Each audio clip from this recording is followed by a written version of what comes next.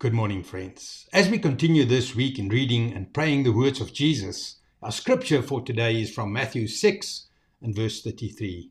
But seek first the kingdom of God and his righteousness, and all these things shall be added to you. Please pray with me. Lord Jesus, today I set my heart to seek first your kingdom and your righteousness. Remove distractions and reorder my priorities so that you are truly first. Lead me to pursue what carries eternal value and not temporary gain.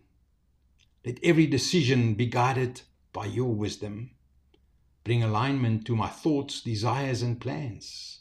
As I put you first, add what you know I need and shape my life by your purpose.